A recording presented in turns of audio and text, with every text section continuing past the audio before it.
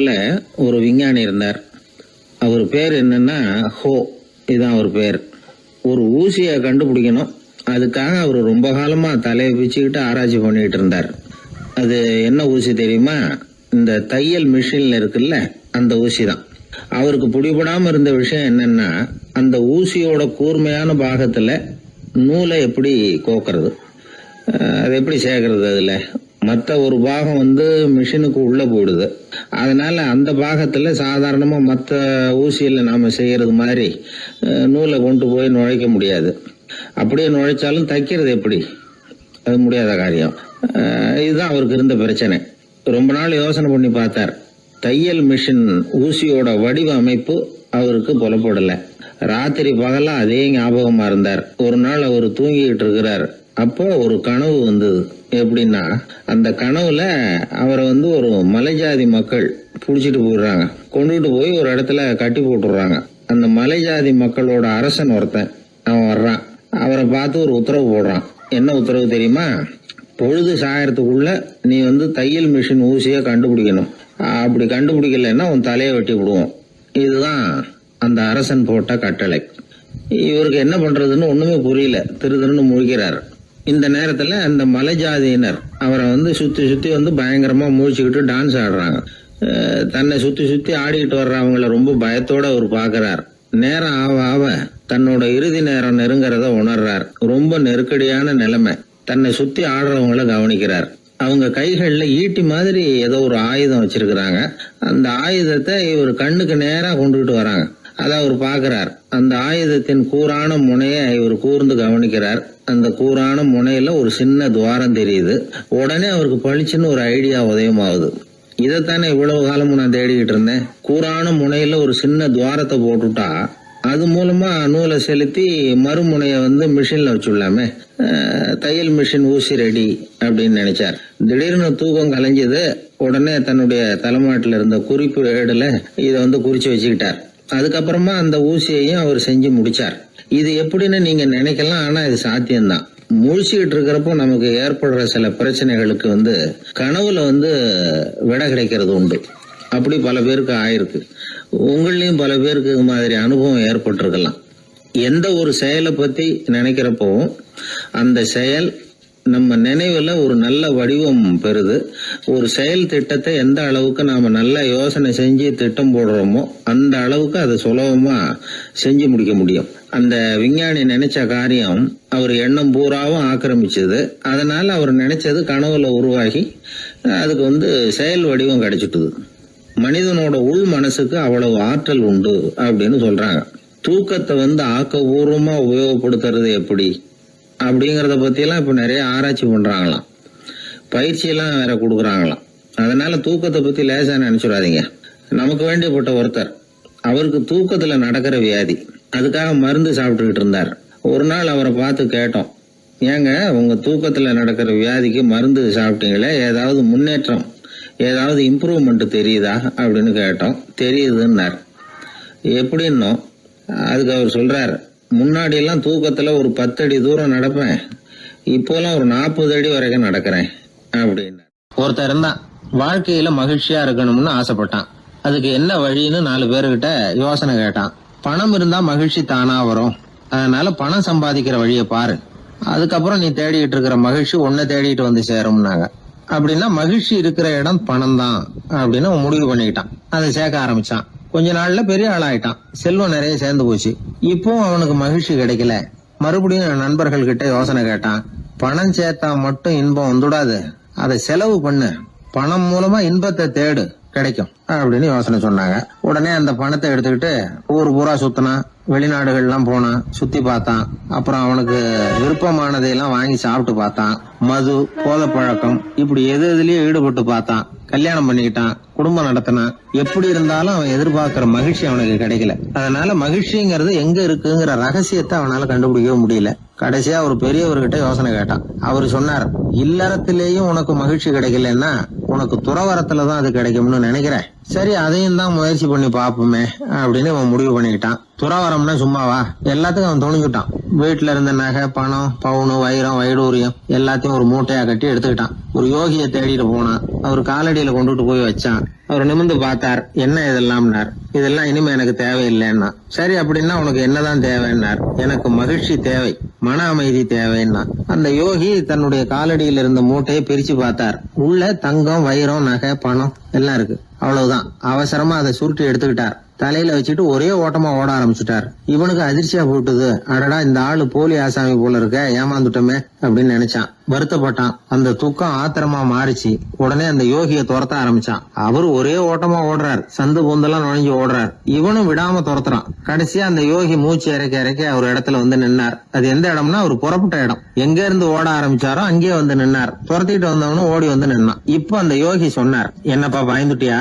இந்தா உன்னோட செல்வம், நீயே வச்சுக்கோ அப்படின்னு சொல்லி மூட்டையை திருப்பி கொடுத்தார். கைவிட்டு போன தங்கமும் வைரமும் பணமும் திரும்ப கிடைச்சிட்டுதுங்கிறதுல அவனுக்கு ஏகப்பட்ட மகிழ்ச்சி.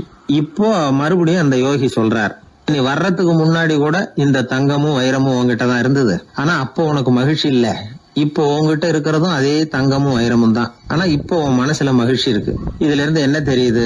மகிழ்ச்சிங்கிறது வெளியில இல்ல, உள்ள இருக்கு. அது நம்ம மனசுல இருக்கு. இதை நல்லா புரிஞ்சுக்கணும். தங்கத்தையும் வைரத்தையும் மூட்டை கட்டி தலையில வச்சுக்கிட்டு அலைஞ்சானே, அவன் மாதிரிதான் நம்மள பல பேருக்கும் மகிழ்ச்சி எங்க இருக்குங்கிற உண்மை புரியறது இல்ல. அதனாலதான் பல சமயங்கள்ல நாம மகிழ்ச்சிக்காக அடுத்தவங்களை சார்ந்து இருக்கிறோம். நமக்கு வேண்டியப்பட்ட ஒருத்தன் பணம், நகை எல்லாத்தையும் ஒரு மூட்டையா கட்டி எடுத்துக்கிட்டு ஒருத்தர் காலடியில வச்சான். இது எனக்கு தேவையில்லைன்னா. உனக்கு என்னதான் தேவைன்னார் அவர். எனக்கு மன அமைதி தேவைன்னா. உனக்கு மன அமைதி தேவைப்படுகிற அளவுக்கு இப்ப என்ன ஆயிட்டுதுன்னார் அவர். வேற ஒண்ணும் இல்ல, இந்த பணத்தையும் நகையையும் நான் யாரு வீட்டுல எடுத்தனோ அந்த வீட்டுக்காரங்க இப்ப என் பின்னாடி துரத்திட்டு வந்துட்டு இருக்கிறாங்க, அவ்வளவுதான் அப்படின்னு நானா. மகிழ்ச்சியை தேடுகிறவர்கள் இந்த உலகத்துல அதிகம். அது எங்க இருக்குன்னு புரிந்து கொண்டவர்கள் ரொம்ப குறைவு. எது உண்மையான மகிழ்ச்சி அப்படிங்கறத புரிஞ்சுக்கிட்டு அதுக்கு தகுந்த மாதிரி நம்முடைய வாழ்க்கையை அமைச்சுக்கணும். ஒரு குழந்தை அம்மா கிட்ட போச்சு, அம்மா என்ன தூக்கிக்க. உடனே அந்த அம்மா அந்த குழந்தைய தூக்கி இடுப்புல வச்சுக்கிறாங்க. எந்த பக்கம் வச்சுக்கிறாங்க? இடது பக்கம். பொதுவா குழந்தைய தூக்குறவங்க யாரும் வலது பக்கம் இடுப்புல வச்சுக்கிறது இல்ல. விவரம் தெரியாத சில ஆம்பளைகளை அப்படி தூக்கி வச்சுக்கிட்டு அலையிறது உண்டு. ரொம்ப காலமாவே குழந்தைகளை இடுப்புல இடது பக்கமா வச்சிருக்கிற பழக்கம் தான் இருந்து வந்திருக்குது. இதுக்கு ஆய்வாளர்கள் என்ன காரணம் சொல்றாங்க தெரியுமா? அப்படி இருந்தாதான் குழந்தை சொல்றத, குழந்தை நினைக்கிறத தாயினால நல்லா உணர முடியுதாம். இடது பகுதி ஆட்சி பண்றது, குறிப்பா காதின் தலைமையாக இருக்கிறது வலது பக்கம் தான். அதனால தாய் குழந்தைக்கு பதில் சொல்லவோ, அது என்ன கேக்குதுங்கிறத சீக்கிரமா புரிஞ்சுக்கிட்டு நடந்துக்கவோ அதுதான் சௌரியம் அப்படின்னு ஆய்வாளர்கள் இதுக்கு காரணம் சொல்றாங்க. இதனால என்ன ஆகுதான்? தாய்க்கும் குழந்தைக்கும் நெருக்கம் அதிகமாகுதான், குழந்தைக்கும் பாதுகாப்பு அதிகமா. அது மட்டும் இல்ல, ஒரு தாய் தன்னுடைய குழந்தைய இடுப்புல சுமக்கிறதுனால அவள் நினைக்கிறத, அவளோட இதய துடிப்ப குழந்தை உணர்தான். 9 மாதத்துக்கு அதிகமா இருந்த இடம் இல்லையா, அதனால அவளை பத்தி நல்லா அறிந்து கொள்ளுகிற வாய்ப்பும் குழந்தைக்கு கிடைக்குது. நம்ம முன்னோர்கள் ரொம்ப காலத்துக்கு முன்னாடியே வலது கையை பார்க்க ஆரம்பிச்சிட்டாங்களாம். அவங்க பயன்படுத்திய கல் ஆயுதங்கள்லாம் வலது பக்கமா தான் தீட்டப்பட்டிருக்குது. அதுல இருந்து நமக்கு என்ன தெரியுதுன்னா, வலது கையை தான் உபயோகப்படுத்தி இருக்கிறாங்கிறது தெரியுது. இப்படி எல்லாம் இருந்தா கூட இன்னைக்கு நம்மள 10ல் ஒருத்தருக்கு ஒரு பழக்கம் உண்டு, அது இடது கை பழக்கம். ஆனாலும் 2 கைகளும் ஒற்றுமையா இருக்கிறதுக்கு தான் ரொம்பவும் முயற்சி பண்ணுதான். இப்போ வலது கை பழக்கம் உள்ளவங்க பேசுறதுக்கு, எழுதுறதுக்கு செயல்படுத்துற தலைமையகம் தலையின் பின்புறம் பிடரியில் இருக்குது. இடது கை பழக்கம் உள்ளவங்களுக்கு மூளையில 2 பக்கங்கள்லயும் தலைமையகம் இருக்குது. இது விஞ்ஞானிகள் சொல்றது. எத்தனையோ மேதைகள் இடது கை பழக்கம் உள்ளவங்களா இருந்திருக்கிறாங்க. அமெரிக்க மேதை பெஞ்சமின் பிராங்கிலின், இத்தாலிய ஓவியர் லியோனார்டோ டாவின்சி, இப்படி நிறைய பேர் இருந்திருக்கிறாங்க, இப்பவும் இருக்கிறாங்க. காலங்காலமா இயல்பாவே இடது கை பழக்கம் இருந்து வந்திருக்குது. அப்படி இருக்கிறப்போ வலது கை எப்போ இடது கைய வென்றது, ஜெயிச்சது அப்படிங்கிற விவரம் இன்னமும் யாருக்குமே புரியல. ஆய்வாளர்களுக்கும் புரியல. அவங்களும் யோசிச்சுக்கிட்டு இருக்கிறாங்க. உலகம் இடது பக்கமா தான் சுத்துது. வானத்துல இருக்கிற வெள்ளி வீதி, அப்புறம் அணுவுல இருக்கிற துணுக்குகள், உடம்புல இருக்கிற அமினோ அமிலம், இப்படி எல்லாமே இடதுபுறமா தான் இயங்கிட்டு இருக்குது. இவ்வளவு செய்திகள் இடது கைக்கு ஆதரவா இருக்கிறப்போ அது எப்படி வலது கை கிட்ட ஏமாந்தது அப்படிங்கிற ரகசியம் இன்னமும் யாருக்கும் தெரியலையா. இது சம்பந்தமா ஆராய்ச்சி பண்றவங்களுக்கு இது இன்னமும் ஒரு பிரச்சனையா தான் இருக்குதாம். இப்படி இடது கை ஒதுங்கிட்டதுனால இப்பெல்லாம் வலது கைக்கு தான் மரியாதை அதிகமா போச்சு. ஒரு ஆசாமி இடது கையில கட்டு போட்டுட்டு வந்தானா, கையில என்னப்பா கட்டுன்னு விசாரிச்சிருக்கிறாரு ஒருத்தர். ஒரு இயந்திரத்தை பிரிச்சு ரிப்பேர் பார்த்துக்கிட்டு இருந்தேன், மறுபடியும் அதை ஓட விட்டு பாக்குறப்போ இடது கை விரல் மாட்டிக்கிட்டது, அதுதான் கட்டு அப்படின்னு இருக்கான்.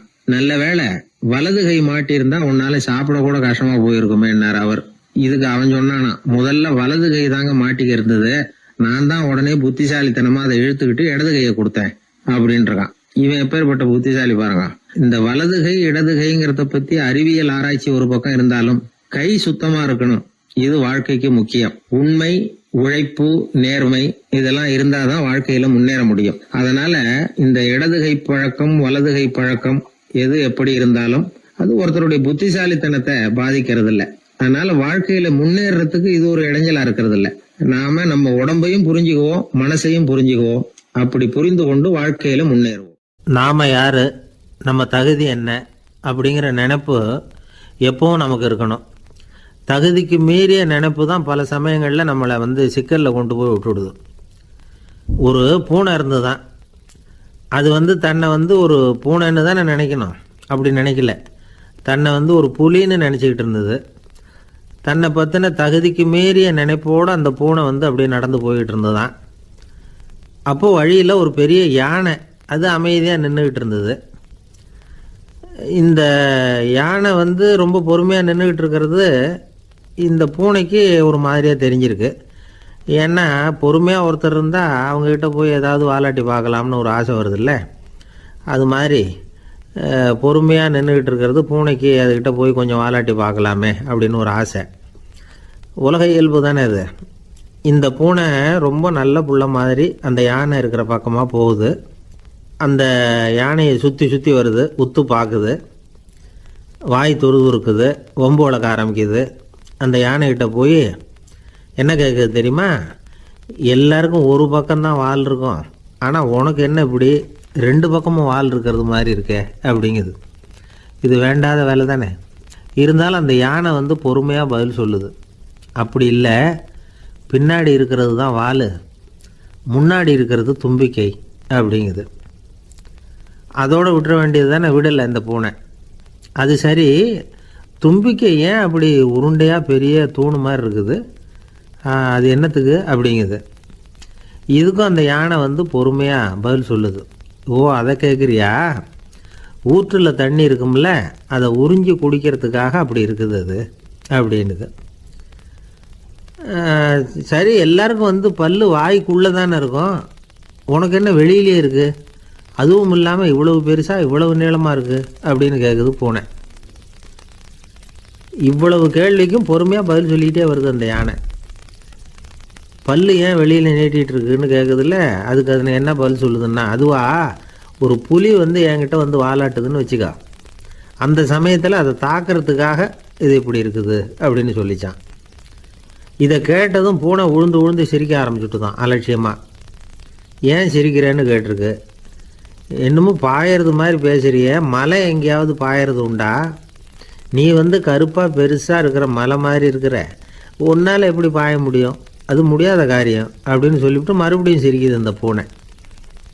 என் உடம்பை பார்த்துட்டு தானே மலைன்னு சொல்கிற, நான் பாய வேண்டிய அவசியம் இல்லை, என்னுடைய எதிரியை பாய வச்சுருவேன் அப்படின்ட்டுருக்கு. எப்படி பாய வைப்பேன்னு கேட்டுதான் பூனை. இந்த ஒன்றை பாய வைக்கிறேன் பார் அப்படின்னு சொல்லி அந்த பூனையை அப்படியே தும்பிக்கையால் லேசாக தூக்கி வேகமாக விட்டெறிஞ்சுதான்.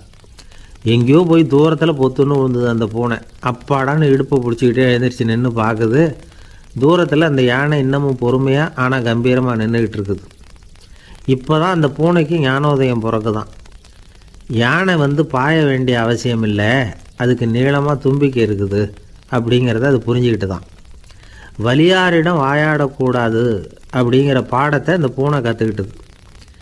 இந்த காட்சி பாவேந்தர் பாரதிதாசன் கைவண்ணத்தில் ஒரு கவிதையாக உருவெடுத்து வருது. பாவேந்தர் எழுதின கவிதை என்ன தெரியுமா?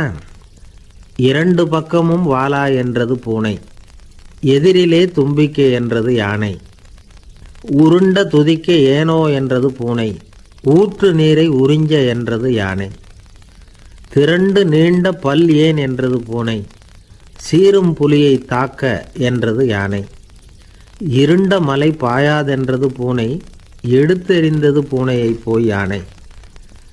இந்த கவிதையில் ஒரு பாடமும் இருக்குது, படமும் இருக்குது. அதாவது இதை படிக்கவும் முடியுது, பார்க்கவும் முடியுது. வலியார்கிட்ட வாயாடக்கூடாதுங்கிற சின்ன பிள்ளைங்க மட்டும் இல்லை, பெரியவங்களுக்கும் தேவையான கருத்தை இதிலேருந்து நாம் புரிஞ்சிக்க முடியுது. ஒருத்தன் அப்படி தான் ஆத்தங்கரையில் பொறுமையாக உட்காந்துக்கிட்டு இருந்த இன்னொருத்தனை போய் தலையில் கூட்டினான். அவன் பார்த்தான், உடனே 1 ரூபாய் எடுத்து இவன் கையில் கொடுத்தான். இவனுக்கு ஒன்றும் புரியல. அவன் சொன்னான், இந்த ஊரில் இப்படி ஒரு வழக்கம், யாரை கூட்டினாலும் ஒரு கூட்டுக்கு ₹1 வீதமாக கொடுத்துட்றது பழக்கம் அப்படின்னு பொறுமையாக சொல்லியிருக்கிறான். இவனுக்கு ரொம்ப ஆசை உண்டாயிட்டுது. உடனே ஊருக்குள்ளே ஓடினான். கொஞ்ச நேரம் கழித்து திரும்பி ஓடி வந்தான். அந்த முதல் ஆசாமியை மறுபடியும் பார்த்தான். உங்கள் பேச்சை கேட்டுவிட்டு ஊருக்குள்ளே போய் ஒரு பெரிய ஆசாமியை பார்த்து அவன் தலையில் 10 குட்டு கூட்டினேன். ஆனால் அவன் உடனே என்கிட்ட இருந்ததை எடுத்து என் கையிலேயே கொடுத்துட்டான் அப்படின்னா. என்னத்தை பணத்தையான்னு கேட்டிருக்கிறான். இல்லை பல்லு அப்படின்னு சொல்லி கையில் காட்டினானான். எல்லாமே நாற்காலிக்கு ஆசைப்படாதவர்கள் அப்படின்னு சொல்லிட முடியாது. ஏன்னா நிறைய பேர் நாற்காலிக்கு ஆசைப்படுறவங்கள நாம் பார்க்குறோம். உட்கார்றதுக்கு ஒரு நாற்காலி கிடச்சிடாதா, அதோட ஒரு கால் உடஞ்சி முக்காலியாக இருந்தாலும் பரவாயில்ல, ஒரு மாதிரியாக அனுசரித்து உட்காந்துக்கலாம் அப்படின்னு அலையிறவங்க எத்தனை பேர்? இந்த காலத்தில் மட்டும்தான் அப்படின்னு இல்லை, அந்த காலத்துலேயும் இதே மாதிரி ஆசைகள் சபலங்கள் இருந்திருக்கும் போல இருக்குது. பரமசிவன் வசிஷ்டருக்கு ஒரு விசேஷமான ஆசனத்தை கொடுத்துருந்தாராம். சரி, அப்படி என்ன அதில் விசேஷம்னா, வசிஷ்டர் ஒரு குறிப்பிட்ட இடத்துக்கு போகணும்னு நினச்சி புறப்படுறாருன்னு வச்சுக்கோங்க. அவருக்கு முன்னாடியே இந்த ஆசனம் புறப்பட்டுரும். போய் ஒரு வசதியான இடமா பார்த்து இருந்துக்கும். வசிஷ்டர் போவார். அங்கே போனதும் எங்கே உட்காரலாம்ங்கிற இட பிரச்சனையெல்லாம் அவருக்கு ஏற்படுறதில்ல. அதுதான் இவருடைய இருக்கை அங்கே முன்னாடியே போய் காத்துக்கிட்டு இருக்குதே. நேராக போவார், அதில் உட்காந்துக்குவார். மற்ற முனிவர்கள்லாம் இதை பார்த்தாங்க. அவங்களுக்கு பொறாமையாக இருந்துதான். எல்லோரும் ஒரு இடத்துல கூடி இதை பற்றி பேசியிருக்கிறாங்க. என்ன இது, நாமளும் அவரை மாதிரி தானே இருக்கிறோம், இருந்தாலும் நமக்கும் அது மாதிரி ஒரு ஆசனம் கிடைக்கலையே அப்படின்னு யோசனை பண்ணியிருக்காங்க. சரி, நேராக பரமசிவன்கிட்டே போவோம், இதை பற்றி கேட்போம் அப்படின்னு நினச்சிக்கிட்டு போனாங்களாம். பரமசிவனை பார்த்துருக்குறாங்க. ஐயா, நாங்களும் முனிவர்கள் தானே, வசிஷ்டர் பண்ணுறது மாதிரி நாங்களும் உங்களை குறித்து கடும் தவம் பண்ணிக்கிட்டு தானே இருக்கிறோம். அப்படி இருக்கும் பொழுது அவருக்கு மட்டும் ஏன் இந்த விசேஷ சலுகை அப்படின்னு கேட்டிருக்காங்க. அதுக்கு பரமசிவன் சொன்னாராம், முனிவர்களே, உங்கள் கேள்விக்கு நான் பதில் சொல்கிறேன், ஆனால் அதுக்கு முன்னாடி நீங்கள் ஒரு காரியம் பண்ணணும்னாராம். என்ன செய்யணும் சொல்லுங்கன்றிருக்காங்க. நீங்கள் ஒவ்வொருத்தரும் தனித்தனியாக போய் உங்களை விட உயர்ந்த ஒருத்தரை தேடி கண்டுபிடிச்சி அவருக்கு அதிதி பூஜை பண்ணி அவரை ஒரு மண்டலத்துக்குள்ளே என்கிட்ட அழைச்சிட்டு வந்துருங்க அப்படின்னாராம். சரின்னு எல்லோரும் புறப்பட்டுருக்காங்க. அவங்க போனதுக்கப்புறம் நந்தி தேவனை அழைச்சி வசிஷ்டரை கூப்பிட்டுக்கிட்டு வர சொன்னாராம். அவர் வந்தார், வணங்கினார். வசிஷ்டரே, இன்னையிலேருந்து ஒரு மண்டலத்துக்குள்ளே உங்களை விட தாழ்ந்தவர் ஒருத்தரை தேடி கண்டுபிடிச்சி அவருக்கு அதிதி பூஜை பண்ணி அவரை என்கிட்ட கூப்பிட்டுட்டு வாங்கன்னு விட்டார். சரின்னு இவரும் புறப்பட்டு போயிட்டார். கொஞ்ச நாள் ஆச்சு. முனிவர்கள்லாம் திரும்பி வந்தாங்க. பரமசிவன் முன்னாடி நின்னாங்க. ஐயா, எவ்வளவோ தேடி பார்த்துட்டோம், எங்களை விட உயர்ந்தவர்கள் யாருமே கிடைக்கல அப்படின்னாங்களாம். வசிஷ்டரும் சேர்ந்தார். ஐயா, எவ்வளவோ தேடி பார்த்தேன், என்னை விட தாழ்ந்தவர் யாருமே கிடைக்கல அப்படின்னாராம். அவரே தொடர்ந்து சொன்னார், என்னுடைய மனைவி எனக்கு அடங்கினவ தானே, அவளுக்காவது அதிதி பூஜை பண்ணி அழைச்சிட்டு வந்துடலாமான்னு யோசித்து பார்த்தேன். என்னோட மனசு அதுக்கும் இடம் கொடுக்கல. ஏன்னா அவளோட விரதத்துக்கு முன்னாடி நாம் ஏமாத்திரம் அப்படின்னு யோசித்து பார்த்தேன். அதனால் அந்த எண்ணத்தையும் கைவிட்டுவிட்டேன் அப்படின்னு ரொம்ப வருத்தத்தோடு சொன்னாராம். இதை கேட்ட உடனே மற்ற முனிவர்களுக்கு வெக்கமாக போச்சு. இந்த உலகத்தில் நம்மளை விட மேலானவங்க யாருமே இல்லைன்னு நாம் நினச்சோம். வசிஷ்டரோ தன்னை விட தாழ்வானவங்க யாருமே இல்லைன்னு நினைக்கிறார். பரமசிவன் ஏன் அந்த ஆசனத்தை அவருக்கு மட்டும் கொடுத்தார் அப்படிங்கிற கேள்விக்கான பதில் அவங்களுக்கு கிடச்சிட்டு தான். இந்த காலத்தில் நாம் எப்படி நினைக்கிறோம்னா, எல்லாரும் நம்மளை விட மட்டமானவங்கன்னு நினைக்கிறோம். அதனால் நாம் மட்டும் நாற்காலியில் உட்காந்தா போதும் அப்படின்னு நினைக்கிறோம். ஏமாந்து போனவங்க சந்தர்ப்பம் பார்த்து காலை வாரி விட்டுறாங்க, கீழே விழுந்து காலை உடச்சிக்கிறோம். அதுதான் இன்றைக்கி நடக்கிறது. ஒரு அம்மா தன்னோட வீட்டுக்காரரை ஒரு மனோதத்துவ டாக்டர்கிட்ட அழைச்சிட்டு போனாங்களாம். என்ன ப்ராப்ளம்னு கேட்டிருக்கார் டாக்டர். எங்கள் வீட்டுக்காரர் அடிக்கடி நாற்காலியில் உட்காந்து காலை உடச்சிக்கிறார் அப்படின்னாங்களாம். அப்படின்னா அந்த நாற்காலியில் தான் ஏதோ கோளாறு அப்படின்னாரான் டாக்டர். அப்படி இருக்க முடியாது டாக்டர் அப்படின்னாங்களாம் அந்த அம்மா. அது எப்படி அவ்வளோ உறுதியாக சொல்கிறீங்கன்னு கேட்டிருக்கார் அந்த டாக்டர். எங்கள் வீட்டில் நாற்காலியே கிடையாது டாக்டர், இவர் இருக்கிறதா நினச்சிக்கிட்டு உட்கார்றார், அதுதான் ப்ராப்ளம். அப்பா, மின்சார பல்பு ஃபீஸாக போயிட்டுது, வேற ஒன்று வாங்கி மாட்டணும் அப்படின்னா பையன். சரி, போய் புதுசாக ஒன்று வாங்கிட்டு வாடா அப்படின்னு காசு கொடுத்தார் அப்பா. இவன் ஓடி போய் வாங்கிட்டு வந்தான். அப்பா கிட்ட கொடுத்தான். அவர் மாட்டினார். அதுக்கப்புறம் அவரை பார்த்து ஒரு கேள்வி கேட்டான். ஏன்பா, இந்த பல்பு ஏன் உடைய மாட்டேங்குது அப்படின்னா. இது என்னடா கேள்வி, நாம கீழே போடல அதனால உடையலைன்னார். அப்பாவோட புத்திசாலித்தனம் அவ்வளவுதான். ஆனா பையன் கேட்டது அந்த அர்த்தத்துல இல்ல. ஒரு மின்சார பல்பு குமிழின் கண்ணாடி இருக்குல்ல, அதோட கனம் எவ்வளவு இருக்கும்? ஒரு 1/2 மில்லிமீட்டர். அவ்வளவுதான் இருக்கும் அந்த கணம். அவ்வளவு மெலிசா இருக்கிற ஒரு கண்ணாடி குமிழ இந்த ஹோல்டர்ல மாற்றம் நம்ம விரலால அழுத்தி புடிச்சு திருக வேண்டியிருக்கு அந்த சமயத்துல. அப்படி செய்யறப்ப அது உடையறது இல்ல. நம்ம விரலோட அழுத்தத்தை தாங்கி நிற்கிற அளவுக்கு அதுக்கு பலம் எங்க இருந்து வந்தது? இதுதான் பையன் கேட்ட கேள்வியோட அர்த்தம். இந்த காலத்து பிள்ளைங்களுக்கு விஞ்ஞான அறிவு அதிகம், அதனால இப்படி எல்லாம் கேள்வி கேட்பாங்க. அப்பாவுக்கு தெரியுதா இல்லையான்னு சோதிக்கிறதுக்காக கூட இப்படி கேட்பாங்க. இந்த மாதிரி சோதனைக்கெல்லாம் இந்த காலத்து அப்பாக்கள் தயாரா இருக்கணும். இல்லைன்னா பையன் அலட்சியமா நினைச்சிருவான். மின்சார பல்பு கண்ணாடி மெலிசா இருந்தாலும் நாம அழுத்தி பிடிக்கிறப்போ அது உடையாம இருக்கிறதுக்கு காரணம் நாம இயற்கையோட ஒரு தத்துவத்தை அதுல பயன்படுத்தி இருக்கிறோம். அது என்ன இயற்கையின் தத்துவம்? அதுதான் முட்டை ஓட்டு தத்துவம். இது இயற்கை உருவாக்குன ஒரு தத்துவம். ஆதி காலத்திலேயே இயற்கை இந்த தத்துவத்தை உருவாக்கி விட்டது. அதாவது பறவைகளோட முட்டை ஓடு எப்படி இருக்கு, அதோட கனம் எவ்வளவு இருக்கும்? மின்சார பல்பு மாதிரி தானே, ரொம்ப மெலிசா தான் இருக்கு. பறவைகள் இனவிருத்திக்காக முட்டை போடணும். அந்த முட்டை எப்படி இருக்கணும்? இயற்கை கொஞ்சம் யோசிச்சு பார்த்தது. முட்டை ஓடு ரொம்ப கனமா தடிமனா இருந்தா உள்ள வளர்ற குஞ்சு அதை உடைச்சிக்கிட்டு வெளியில வர முடியாம போயிடும். அதே நேரத்துல அது ரொம்ப மெலிசா இருந்தா தாய் பறவைகள் அது மேல உட்காந்து அடகாக்குறப்போ உடல் எடை தாங்க முடியாம முட்டைகள் உடைஞ்சு போயிடும். என்ன பண்றது? முட்டை பலமாவும் இருக்கணும், பலம் இல்லாமலும் இருக்கணும். குஞ்சு அதை உடைச்சுக்கிட்டு வெளியில வரணும். தாயால அது உடையக்கூடாது. ஒரே நேரத்துல உறுதியாகவும் உறுதி இல்லாமலும் முட்டை ஓடு அமையணும்னா அது எப்படி சாத்தியம்? இது கொஞ்சம் குழப்பமாவும் நமக்கு புரியாத மாதிரி இருக்குது இல்ல. அதனாலதான் இதை தத்துவம் அப்படின்னு சொல்றோம். முட்டை ஓட்டு தத்துவம் இயற்கை கண்டுபிடிச்ச ஒரு அபூர்வமான அமைப்பு. அதுதான் முட்டை வடிவம். இது தாய் பறவை சுலபமா முட்டை போடுறதுக்கு ஏற்ற ஒரு வடிவம். முட்டை சதுர வடிவமா இருந்தா அதை போடுறதுக்கு எவ்வளவு கஷ்டம். அப்புறம் அது மேல செலுத்தப்படுகிற அழுத்தம் நாலா பக்கமும் பரவி விடுது. அதனால அந்த அழுத்தத்துக்கு பலம் குறைஞ்சிருது. குறிப்பிட்ட சிறு பரப்புல அளவுக்கு அதிகமா விசை செலுத்தப்படுறது இல்ல. அதனால முட்டையோட வடிவம் தான் அந்த உறுதிக்கு காரணம். இது எப்பேற்பட்ட தத்துவம். இதுதான் மின்சார பல்பு செய்யறப்போ நாம காப்பி அடிச்சிருக்கிறோம். பொதுவா வகுப்புல காப்பி அடிச்சாதான் முட்டை போடுறது வழக்கம். நாம முட்டையே காப்பி அடிச்சிருக்கிறோமே, இது எப்பேற்பட்ட காப்பி. ஒரு ஆசிரியர் வகுப்புல பசங்களை பார்த்து ஒரு கேள்வி கேட்டாராம். கோழி முட்டை இடுமா, முட்டை போடுமா அப்படின்னு கேட்டாராம். ஒரு பையன் எந்திரிச்சு பதில் சொல்லியிருக்கிறான். கோழி முட்டை இடும், முட்டை போடாது அப்படின்னு சொல்லியிருக்கான். இவன் ஏன் போடாதுன்னு கேட்டாராம் ஆசிரியர். போட்டா உடஞ்சிரும் சார் அப்படின்னு பையன். ஒரு திருடன் ஒரு வீட்டுல போய் திருடணும்னு திட்டம் போட்டான். இருட்டுனதும் போய் திருடணும். ஆனா ராத்திரி ஆனா வாசல் கதவை சாத்தி உள்பக்கம் தாழ்பால் போட்டுருவாங்களே, என்ன பண்றது, எப்படி வீட்டுக்குள்ள போறது? இவன் யோசனை பண்ண ஒரு முடிவுக்கு வந்தான். சரி, பகல் நேரத்திலேயே யாருக்கும் தெரியாம அந்த வீட்டுக்குள்ள நுழைஞ்சிருவோம். அங்க போய் எங்கேயாவது ஒளிஞ்சுக்குவோம். இருட்டுற வரைக்கும் பேசாம இருப்போம். ராத்திரி எல்லாரும் தூங்கினதுக்கு அப்புறம் நைஸா போய் பீரோவை திறந்து இருக்கிறது பூரா எடுத்துக்கிட்டு ஓடியாந்துடலாம் அப்படின்னு திட்டம் போட்டான். அதே மாதிரி ஒரு நாள் மத்தியானத்துக்கு மேல அந்த வீட்டுக்காரன் எங்கேயோ வெளியில புறப்பட்டு போனான். வீட்டுக்கார அம்மா அடுப்பங்கரையில என்னமோ சமைச்சுக்கிட்டு இருந்தாங்க. திருடன் பார்த்தான். இதுதான் சமயம்னு அந்த வீட்டுக்குள்ள மெதுவா நுழைஞ்சிட்டான். எங்க ஒளியலாம்னு பார்த்தா வலது பக்கம் ஒரு ரூம் இருந்தது. அங்க போனான். அங்க ஒரு படுக்கை அறை, அங்க ஒரு பெரிய கட்டில் இருந்தது. அதுக்கு அடியில போய் பதுங்கிட்டான். இருட்டுனது நம்ம வேலையை ஆரம்பிக்கலாம், அது வரைக்கும் பொறுமையா இருக்கணும் அப்படின்னு சொல்லி பேசாம வாயை மூடிட்டு கம்முன்னு இருக்கிறான். ரொம்ப நேரம் கழிச்சு வெளியில போயிருந்த வீட்டுக்காரன் திரும்பி வந்தான். சாப்பிட்டான். லைட்டை நிறுத்தி விட்டு படுத்துட்டான். அந்த அம்மாவும் வேலையெல்லாம் முடிச்சுட்டு படுத்துட்டாங்க. நடு ராத்திரி. விடி விளக்கு லேசா எரிஞ்சுக்கிட்டு இருக்கு. வீட்டுக்காரன் லேசா கண்ணை முழிச்சான். கட்லுக்கு நேரா எதிரில ஒரு கண்ணாடி. அதுல பாக்குறான், கட்லுக்கு கீழே ஒரு திருடன் ஒளிஞ்சு இருக்கிறது தெரிஞ்சு போச்சு. உடனே அவன் திருடன் திருடன்னு சத்தம் போடல, யோசனை பண்ணான். மேஜையில இருக்கிற கத்தி எடுத்து கையில வச்சுக்குவோமா அப்படின்னு யோசனை பண்ணான். இந்த சந்தர்ப்பத்துல கத்திய உபயோகப்படுத்துறத விட புத்திய உபயோகப்படுத்துறது தான் சாமர்த்தியம் அப்படின்னு நினைச்சான். உடனே அது பிரகாரம் செயல்பட ஆரம்பிச்சிட்டான். என்ன பண்ணான் தெரியுமா? எதையும் வெளியில காட்டிக்காம ரொம்ப சர்வசாதாரணமா தன்னுடைய மனைவி கிட்ட பேச ஆரம்பிச்சான். மனைவியும் புத்திசாலி, அதனால அவங்களுக்கு தெரியும். அவங்களும் வீட்டுக்காரர் கேட்ட கேள்விக்கு பொருத்தமா பதில் சொல்ல ஆரம்பிச்சாங்க. இவன் கேட்டான், இத பாரு, நமக்கு குழந்தை பிறந்தா அதுக்கு கிருஷ்ணமூர்த்தின்னு தான் பேர் வைக்கணும் அப்படின்னா. அதெல்லாம் முடியாது.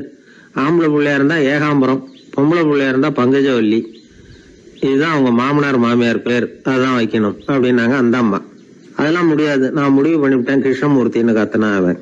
இல்ல ஏகாம்பரம் பங்கஜவல்லின்றது இந்த அம்மா. வாதம் முத்தி போச்சு. கிருஷ்ணமூர்த்தி கிருஷ்ணமூர்த்தி கிருஷ்ணமூர்த்தின்னா அவன்.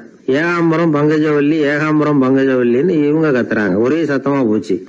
இத கேட்டதும் பக்கத்து வீட்டுல இருந்தவங்க, எழுத்த வீட்டுல இருந்தவங்க எல்லாம் எழுந்திரிச்சு ஓடி இவங்க வீட்டு கதவை தட்ட ஆரம்பிச்சுட்டாங்க. தட தடன்னு இவன் சாவகாசமா எழுந்திருச்சு போய் கதவை திறந்தான். என்னங்க இந்த ராத்திரி வேலையில எங்களை எல்லாம் ஏன் கூப்பிட்டீங்க, யாருக்கு என்ன ஆச்சு அப்படின்னு கேட்டாங்க. கேட்டது யாருன்னா பக்கத்து வீட்டு கிருஷ்ணமூர்த்தி, எழுத்த வீட்டு ஏகாம்பரம், பங்கஜவல்லி எல்லாரும். அடடே உங்களை கூப்பிடலீங்க, குழந்தைக்கு பேர் வைக்கிறது சம்பந்தமா எங்களுக்குள்ள சண்டை வந்துட்டுது, அதுதான் விஷயம். வேணும்னா இதான் கட்டிலுக்கு அடியில ஒளிஞ்சிட்டு இருக்கிறானே ஒருத்தன், அவனை கூட கேட்டு பாருங்க, அவன் தான் இதுக்கு சாட்சி அப்படிங்கிறான் அந்த ஆளு. உடனே எல்லாரும் விஷயத்த புரிஞ்சுக்கிட்டு திருடனை பிடிச்சி போலீஸ்ல ஒப்படைச்சிட்டாங்களாம். நெருக்கடியான நேரங்கள்ல பதறாம புத்திசாலித்தனமா செயல்படணுங்கிறத தெரிஞ்சுக்கிறதுக்காக இந்த கதை. புத்திசாலித்தனமா செயல்படுற ஒரு குடும்ப தலைவி இருக்காங்க. அவங்க என்ன செய்வாங்க தெரியுமா, எல்லாரும் ராத்திரியானா வீட்டை உள்பக்கமா போட்டு விட்டு தானே படுப்பாங்க. ஆனா அந்த அம்மா என்ன பண்ணுவாங்கன்னா வீட்டை வெளிப்பக்கமா ஒரு பூட்டு போட்டு பூட்டி விடுவாங்க. எழுத்த வீட்டுக்காரங்க கிட்ட சொல்லி தினமும் இப்படி பூட்டி விட சொல்றது பழக்கம். ஏங்க அப்படி செய்யறீங்க, திருடன் சுலபமா உள்ளே வந்துடக்கூடாதுங்கிறதுக்காகவா அப்படின்னு கேட்டாங்க. இல்லைங்க, சுலபமா வெளியில போயிடக்கூடாதுங்கிறதுக்காக அப்படின்னாங்க. என்னங்க சொல்றீங்க அப்படின்னு கேட்டாங்க. ஆமாங்க, இவருக்கு அந்த பழக்கம் உண்டு அப்படின்னு தன்னுடைய வீட்டுக்காரரை காட்டினாங்க. பக்கத்து வீடுகள் பத்திரமா இருக்கணுங்கிறதுக்காக தன்னுடைய வீட்டை பூட்டி வைக்கிறது ஒரு பெரிய விஷயம் தானே. மகாபாரத யுத்தம் முடிஞ்சது. தர்மர் சக்கரவர்த்தி ஆனார். பீஷ்மர் யுத்த பூமியில அம்பு படுக்கையில படுத்து கிடக்கிறார், உயிரை விட போறார். சூரியன் வட திசை அடையிற உத்தராயண புண்ணிய காலத்தை எதிர்பார்த்து காத்துக்கிட்டு இருக்கிறார். அந்த சமயத்துல தர்மர் கண்ணங்கிட்ட அனுமதி வாங்கிட்டு பீஷ்மரை பாக்கிறதுக்காக குருக்ஷேத்திரத்துக்கு வர்றார். தம்பிமார்கள், திரௌபதி எல்லாரும் கூட வர்றாங்க. பீஷ்மரை பார்த்து எல்லாரும் வணங்குறாங்க. யுதிஷ்டர் பீஷ்மர்கிட்ட வர்ணம், ஆசிரமம், மக்கள் கடமை, அரசருடைய கடமை, இது மாதிரி விஷயங்களை பத்தி நிறைய கேள்விகள்லாம் கேட்கிறார். அவரு ஒவ்வொன்னா கேட்டுக்கிட்டு இருக்கிறாரு. பீஷ்மரும் அதுக்கு தகுந்த பதில் சொல்லிட்டு இருக்கிறார். இப்படி பீஷ்மர் யுதிஷ்டருக்கு தர்மோபதேசம் செஞ்சுக்கிட்டு இருக்கிறப்போ திரௌபதிக்கு சிரிப்பு வந்துட்டுதான். கழுக்குன்னு அந்த அம்மா சிரிச்சுட்டாங்க. அந்த சத்தத்தை கேட்ட பீஷ்மர் தர்மோபதேசத்தை பாதியில நிறுத்தினார். திரௌபதியை பார்த்தார். மகளே ஏம்மா சிரிச்சேன்னு கேட்டார். என்ன மன்னிச்சிருங்க பிதாமகரே, ஏதோ தெரியாம சிரிச்சுட்டேன்னாங்க அவங்க. குழந்தாய், உன்ன மாதிரியே உள்ள உத்தம பெண்கள் காரணம் இல்லாம பலர் முன்னிலையில இப்படி சிரிக்க மாட்டாங்க, வெக்கப்படாம விஷயத்தை சொல்லுன்னாரு அவர். திரௌபதிக்கு கண் கலங்க ஆரம்பிச்சு. சுவாமி, நீங்க இப்போ இவ்வளவு தர்மோபதேசம் பண்ணிட்டு இருக்கிறீங்க, இத பாக்குறப்ப எனக்கு திடீர்னு ஒரு சந்தேகம் வந்துட்டுது. அதாவது இன்னைக்கு தர்மத்துக்கு இவ்வளவு சிறந்த விளக்கத்தை கொடுக்கற இதே பிதாமகர் அன்னைக்கு கௌரவர் சபையில துச்சாதனன் என்ன மானபங்கப்படுத்த முயற்சி பண்ணினப்போ வாய் மூடி மௌனமா பாத்துக்கிட்டு சும்மா தானே இருந்தார். அந்த சமயத்துல இவ்வளவு ஞானத்தையும் எங்கே விட்டு வச்சிருந்தார்? ஒருவேளை அதுக்கப்புறம் தான் இந்த தர்ம விஷயங்களை எல்லாம் கத்துக்கிட்டாரா அப்படின்னு யோசிச்சுட்டு இருக்கிறேன். அப்படி யோசிச்சப்பதான் அந்த சிரிப்பு வந்துட்டுது, என்ன மன்னிச்சிருங்க அப்படின்னாங்களாம். பிதாமகர் இதுக்கு அமைதியா பதில் சொல்ல ஆரம்பிச்சார். குழந்தாய், உன்னோட கேள்வி நியாயமானதுதான். இதுல உன்னை நான் மன்னிக்கிறதுக்கு என்னமா இருக்கு? துரியோதனன் சபையில நான் இருந்தப்போ எனக்கு அந்த அறிவு இருக்கதான் செய்தது. ஆனா துஷ்டனான துரியோதனன் உணவை நான் இப்ப சாப்பிட்டுக்கிட்டு இருந்தேன், அவன் போட்ட சாப்பாட்டை சாப்பிட்டுக்கிட்டு இருந்தேன். அது காரணமா என்னுடைய அறிவு மழுங்கி போச்சு. நல்லது கெட்டதை பத்தி ஆலோசிக்க முடியாம போயிட்டுது. தீயவர்கள் போடுற சாப்பாட்டை சாப்பிட்டா சாப்பிடுறவனுடைய மனமும் உடம்பும் கெட்டு போடும் அப்படின்னு சாஸ்திரம்லாம் சொல்லுது. ஆனா இப்போ போர்ல அர்ஜுனன் என் மேல எய்த அம்புகளால என் உடம்புல இருந்த ரத்தம் எல்லாம் வெளியேறி போச்சு. கெட்ட உணவை சாப்பிட்டதுனால உண்டான ரத்தம் பூராவும் இப்போ உடம்பு விட்டு வெளில போயிட்டுது. அதனால என் புத்தியும் தெளிஞ்சுட்டுது. அதனாலதான் இப்போ இந்த அளவுக்கு தர்மத்தின் தத்துவங்களை சரியா எடுத்து சொல்ல முடிஞ்சது அப்படின்னு பீஷ்மர். இதுல இருந்து நாம தெரிஞ்சுக்க வேண்டியது என்னன்னா, யாரு சாப்பிட கூப்பிட்டாலும் உடனே முண்டி அடிச்சுக்கிட்டு கிளம்பி போய் முதல் பந்தியில உட்காந்துடக்கூடாது. கூப்பிடுறவங்க எப்படிப்பட்டவங்க, நல்லவங்களா கெட்டவங்களா அப்படின்னு எல்லாம் யோசிச்சு பாக்கணுமா. கெட்ட எண்ணத்தோட போடப்படுகிற சாப்பாடு புத்தியை மழுங்கடிச்சிரும் அப்படிங்கறது ஒரு பெரிய இந்த காலத்துல பெரியவங்க சொல்ற ஒரு உண்மை. எத்தனையோ பேர் பெரிய உத்தியோகத்துல இருக்கிறவங்கள விருந்துக்கு கூப்பிட்டு சாப்பிட்டு முடிச்ச கையோட முக்கியமான பேப்பர்ல எல்லாம் கையெழுத்து வாங்கிட்டு விட்டுருவாங்களே. கூப்பிடுறவங்க மனசை புரிஞ்சுக்கிட்டு அதுக்கப்புறம் போறதா வேண்டாமா அப்படிங்கறத முடிவு பண்ணணும். சாப்பாட்டுல அவ்வளவு விஷயம் இருக்குது. பீஷ்மருக்கே அந்த நிலைமைன்னா நாமெல்லாம் ஏமாத்திரம். சில சந்தர்ப்பங்கள்ல சாப்பாடு புத்தியில ஒரு தெளிவு உண்டாக்குறதும் உண்டு. ஒரு ஊருக்கு ஒரு பெரிய மகான் வந்தார். அவரு சாப்பிடுறதே இல்ல, எப்போவாவது கொஞ்சம் தண்ணி பால் அவ்வளவுதான், ருசியெல்லாம் கடந்தவர். அவர்கிட்ட எல்லாரும் போய் ஆசீர்வாதம் வாங்கினாங்க. அந்த ஊர்ல ஒரு ஹோட்டல், அதோட முதலாளி ஒருத்தர், அவரும் அந்த மகான் கிட்ட ஆசீர்வாதம் வாங்கறதுக்காக போனார். அவரு முன்னாடி போய் பணிவா நின்னார். துண்டை இடுப்புல கட்டிக்கிட்டு காலில் விழறதுக்காக போனார். அதுக்கு முன்னாடி அந்த மகான் எழுந்திருச்சு இவர் காலில் விழுந்துட்டார். ஹோட்டல் முதலாளி பதறி போயிட்டார். சுவாமி, என்ன இது அபச்சாரம், நீங்க தான் என்ன ஆசீர்வாதம் பண்ணணும்னார். அதுக்கு அந்த சாமியார் சொன்னார், அப்படி இல்லைங்க, நீங்க தான் என்ன ஆசீர்வாதம் பண்ணணும். ஏன்னா கொஞ்ச காலத்துக்கு முன்னாடி உங்க ஹோட்டல்ல தான் நான் வந்து அக்கௌண்ட் வச்சு சாப்பிட்டுக்கிட்டு இருந்தேன். இன்னைக்கு நான் ருசியெல்லாம் கடந்து வெறுத்து ஞானியா போறதுக்கு நீங்க தான் காரணம், உங்க சாப்பாடு தான் காரணம் அப்படின்னாரு. பத்திரிகையில வர்ற செய்திகளை கூட நகைச்சுவையா சொல்றது உண்டு. அதாவது அதை நேரடியா சொன்னா வானொலியில அனுமதிக்க மாட்டாங்க சில விஷயங்களை. அது சின்னாருக்கு கௌரவ குறைச்சல், அது வேடிக்கை கலந்து நகைச்சுவோடு சொல்லும் பொழுது அதை அனுமதிச்சிருவாங்க. அப்ப அந்த விசாரணை கமிஷன் அது இது நிறைய நடந்துகிட்டு இருந்தது. டெல்லியில இருந்து அமலாக்க பிரிவு அதிகாரிகள்லாம் வராங்க போறாங்கன்னு பத்திரிகையில அமர்க்கலப்பட்ட இடம். அந்த நேரம் வந்து நான் ஒரு ரேடியோவில் ஒரு செய்தியை தயார் பண்றோம். அப்ப என்ன பண்ணேன்னா, இது மாதிரி அந்த பத்திரிகை செய்தியை வச்சுக்கிட்டே ஒரு செய்தி சொன்னோம், இன்னொரு தகவல் சொல்லி. அதனால ஒருத்தன் வந்து தமிழ்நாட்டுல ஒரு ஆள், அவன் திடீர்னு வந்து கோடீஸ்வரன் ஆயிட்டான். நேற்று வரைக்கும் சாதாரணமா இருந்தா இன்னைக்கு கோடீஸ்வரன் ஆயிட்டான். டெல்லியில இருந்து 2 அதிகாரிகள் வராங்க, எப்படி அவன் பணம் சேர்த்தான்னு கண்டுபிடிக்கிறதுக்கு. அவனை கூப்பிட்டு 2 அதிகாரிகளை எப்படா பணம் சேர்த்த? நான் ஒன்னும் தப்பான வழியில பணம் சேர்க்கல சார், நான் வந்து பந்தயம் கட்டியே பணக்காரன் ஆயிட்டேன். பந்தயம் கட்டி எப்படா பணக்காரன் ஆக முடியும் அப்படின்னா, நீங்க நம்புங்க சார், நான் பந்தயம் கட்டி தான் பணக்காரன், தப்பான வழியில சேரல சார். பந்தயம் கட்டி எப்படா கோடீஸ்வரன் ஆனேன் அப்படின்னா, நாங்க நம்ப முடியாதுன்னு இருக்கான் விசாரிக்க வந்தவன். அப்படின்னா உங்ககிட்டே ஒரு பந்தயம் கட்டட்டுமான் இருக்கான் விசாரிக்க வந்தவன்ட்டிய. என்னடா பந்தயம் அப்படின்னா, ஒண்ணுமில்ல சார், இது என் கண்ணு, இது என் பல்லு, என் கண்ணை என் பல்லாலேயே கடிக்கிறேன், எவ்வளவு பந்தயம். விசாரிக்க வந்தவன் 100 ரூபாய் எடுத்து வச்சான், இதை ப்ரூவ் பண்றான்னு. அப்படியே கண்ணை எடுத்துட்டான், அது பளிங்கு கண்ணு. ஏற்கனவே ஒரு கண்ணு பளிங்கு கண்ணை வச்சுட்டா எடுத்து கடிச்சு விட்டான். இது விசாரிக்க வந்தாலும் 100 ரூபாய் விட்டுட்டு நிக்கிறான். எப்படி பணம் சேர்த்தான்னு வந்தவன். உடனே இன்னொருத்தன், இவன்ட்ட என்னடா பேச்சு கொடுக்காரா, நம்ம பணம் தான் அங்க போயிட்டு இருக்கு, உனக்கு விசாரிக்க தெரியல, போடா நான் விசாரிக்கிறேன்னு அடுத்த வந்தான். அது நீ ஒழுங்கா சொல்றேன், எப்படிடா பணம் சேர்த்தேன் சார், நீங்க கொஞ்சம் புத்திசாலியா தெரியுது அவரை விட, நீங்களாவது நம்புங்க சார், பந்தயம் கட்டி தான் பணம் சேர்த்தேன், நான் நம்ப முடியாது. அப்படின்னா உங்ககிட்ட இன்னொரு பந்தயம் கட்டட்டுமா அப்படின்றான். வேண்டாம், அவனை ஏமாத்தி விட்டேன் ஆள வேண்டான்றான். இல்ல சார், அவரு ஏமாந்தது பொய் கண்ணு, பளிங்கு கண்ணுன்னு தெரியாது, ஏமாந்துட்டார். இப்போ உங்ககிட்ட பந்தயம் கட்டுறது நெஜம் கண்ணு, இந்த பக்கம் பளிங்கு கண்ணு கிடையாது, நெஜம் கண்ணு, இதை பல்லால கடிக்கிறேன் அப்படின்னா அவன் ஒரு 100 ரூபாய் எடுத்து வச்சான். இவன் அப்படியே பல்செட்டை கட்டினான் தனியா, அப்படியே கட்டி கடிச்சு விட்டான். அதையும் விட்டுட்டான். இவன் உடனே 2 பேரும், இவன்கிட்ட பேச பேச நம்ம பணம் தான் அவன்கிட்ட போயிட்டு இருக்கு, இவன் எப்படி பணம் சேர்த்தான்னு கண்டுபிடிக்கிறதுக்கு டெல்லியில இருந்து வந்திருக்கோம், இவன் மேற்கொண்டு பேசாத, பேச பேச பந்தயம் கட்டுவான். திரும்பி போறதுக்கு ரயிலுக்கு டிக்கெட் சரியா இருக்கா பாடுறான்றான். அவன் கரெக்டா எண்ணி பார்த்து கரெக்டா இருக்கப்பா, மேற்கொண்டு பேசாத, அவன்கிட்ட நம்ம போயிடுவோம், போய் நம்ம அதிகாரிகிட்ட சொல்லிடுவோம்னு சொல்லி போயிட்டு வரேன் சார் அப்படின்னு சொல்லிட்டு மரியாதை போயிட்டாங்க. போய் டெல்லியில பெரிய அதிகாரிகிட்ட போய், சார் அவன்கிட்ட வந்து விசாரிச்சு பார்த்தோம் சார், தமிழ்நாட்டுல பந்தயம் கட்டி தான் பணம் சேர்த்தேன்னு சாதிக்கிறான், எங்ககிட்ட ஒரு 200 ரூபாய் வாங்கிட்டான் சார் அப்படின்னு. அவருக்கு கோவம் வந்துட்டுது. இந்தியாவுக்கே தலைமை அதிகாரி, இதுக்காகவாடா நீங்க இருக்கீங்க, எத்தனை பேர் இருக்கீங்க உங்களை மாதிரி ஜூனியர் ஆபீசர்ஸ் நம்ம ஆபீஸ்ல இந்தியா பூரா விசாரிக்கிறதுக்கு அப்படின்னா 30 பேர் இருக்கோம் சார். 30 பேருக்கு அனுபவம் பத்தாது, நான் இந்தியாவுக்கே தலைமை அதிகாரி, அனுபவம் ஜாஸ்தி, உங்களுக்கு ட்ரைனிங் கொடுக்கணும் எப்படி ஒருத்தரை விசாரிக்கிறதுன்னு. 30 பேரும் ஒரு ரூம்ல வந்து உட்காருங்க, ஒரு ஆள் போய் அந்த ஆளை தமிழ்நாட்டுல இருந்து நீங்க கூப்பிட்டுட்டு வா, வர்ற வரைக்கும் அவன்கிட்ட பேசாதீங்க, பந்தயம் கட்டுவான், மெதுவா கொண்டு வந்து நிறுத்து அப்படின்னா ஒரு ஆள் வந்து ஸ்பெஷலா கூப்பிட்டு போட்டான். இது மாதிரி மேடையில நிறுத்திவிட்டு ஒரு தலைமை அதிகாரி 30 ஜூனியர் அதிகாரிகள் அவங்களுக்கு பயிற்சி கொடுக்குறார். இவனை பார்த்து, ஒழுங்கா சொல்லு, எப்படி பணம் சேர்த்த, நான் இந்தியாவுக்கே தலைமை அதிகாரி, என்கிட்ட உண்மையை ஒத்துக்கிட்டீங்கன்னா உன்னை அப்ரூவர் ஆக்கிடுவேன் அல்லது தண்டனையை குறைப்பேன், அந்த அதிகாரம்லாம் என்கிட்ட உண்டு, ஒழுங்கா சொல்லு அப்படிங்கிறார். அவன், சார் நீங்க இந்தியாவுக்கே தலைமை அதிகாரி, அனுபவம் ஜாஸ்தி, நீங்களாவது நம்புங்க சார், நான் பந்தயம் கட்டி தான் பணம் சேர்த்தேங்கிறான். இங்கேயே வந்து இப்படி சாதிக்கிறேன், உன்னை நம்ப முடியாதரா அப்படின்னா உங்ககிட்ட ஒரு பந்தயம் கட்டட்டுமா நானா அவர்கிட்ட போய், வேணாண்டா என் ஆளை ஏமாத்தி விட்டேன் அப்படின்னா. இல்ல சார், அவங்க ஏமாந்தது என் உடம்ப பத்தின ரகசியம், என் கண்ணு பளிங்கு கண்ணுன்னு தெரியாது, நான் பல்செட்டு கட்டியிருந்தது தெரியாது, ஏமாந்துட்டாங்க. இப்ப நான் உங்ககிட்ட கட்டுற பந்தயம் உங்க உடம்ப பத்தின ரகசியம். என் உடம்புல என்னடா ரகசியம்? முதுகுல, உங்க முதுகுல 1 ரூபா அகலத்துக்கு கருப்பா ஒரு மச்சம் இருக்கு, உண்டா இல்லையானா? இல்லேன்னு தெரியும் அவருக்கு.